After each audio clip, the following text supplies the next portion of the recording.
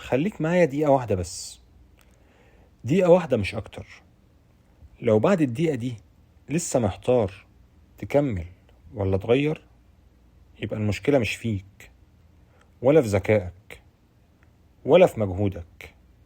المشكلة إن محدش علمك إزاي تاخد القرار ده صح. في الفيديو اللي فات قلت إن أغلب الناس بتسيب المجال في مرحلة اللخبطة. النهاردة مش هتكلم عن اللخبطة، النهاردة هديك اختبار بيقولك بوضوح انت ماشي طبيعي ولا ماشي في طريق غلط. قبل الاختبار ده خلينا نتفق على حاجة مهمة. في فرق كبير بين واحد تعبان وواحد تايه. التعب جزء من أي طريق، لكن التوهان ده علامة خطر. المشكلة إن الاتنين بيحسوا بنفس الإحساس تقريبا، بس القرار بيطلع منهم مختلف تماما. طيب خلينا نبدأ الاختبار دلوقتي، ولازم تكون صريح جدا مع نفسك في الاختبار ده، وهتجاوب بآه أو لأ. أول سؤال في الاختبار: أنت فاهم أنت بتعمل إيه ولا بتنفذ وخلاص؟ لو بتنفذ من غير فهم فدي علامة تغيير، لكن لو بتغلط بس فاهم ليه فدي علامة تكملة. السؤال التاني: هل غلطاتك دي بتتكرر ولا بتتغير؟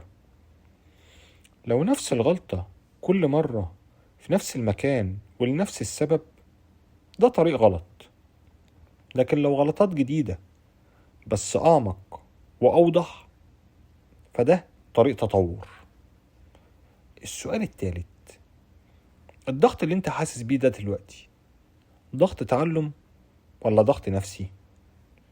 ضغط التعلم بيتعبك بس بيخليك أذكى، لكن الضغط النفسي بيخليك تكره المجال كله. وانت لو بتكره شغلك مش النتيجة، فراجع اختيارك كويس. السؤال الرابع: هل الطريق ده شبهك انت؟ أقصد شبه حياتك انت ولا شبه حياة حد غيرك؟ لو كل اللي بتعمله مبني على تقليد الناس، فانت ظروفك مش زي ظروفهم مختلفة عن ظروفك تماما، فانت هتوصل للتعب قبل ما توصل للنتيجة. دلوقتي خلينا أقولك على الخلاصة. لو أغلب إجاباتك كانت فاهم وبتتعلم وغلطاتك بتتغير وضغطك منطقي، يبقى أنت في مرحلة لازم تكمل فيها حتى لو مفيش نتيجة دلوقتي.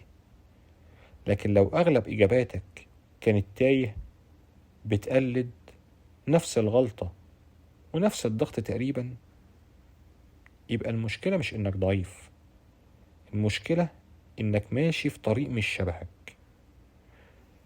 السلسلة دي كانت علشان حاجة واحدة بس: تفهم نفسك قبل ما تحاسبها. وبكده السلسلة دي تكون خلصت، وده آخر فيديو فيها. من الفيديو اللي جاي هنبدأ سلسلة جديدة، ومش هنتكلم فيها عن ليه الناس بتسيب، هنتكلم عن ازاي تختار طريق يناسبك من البداية. ولو الاختبار ده ساعدك تشوف نفسك أوضح فدوس لايك. ولو حابب تمشي معايا المرحلة الجاية واحدة بواحدة وخطوة بخطوة، فاشترك في القناة وفعل زر الجرس. ولو المحتوى ده فادك بحاجة بسيطة، فما تنسانيش من دعوة من قلبك.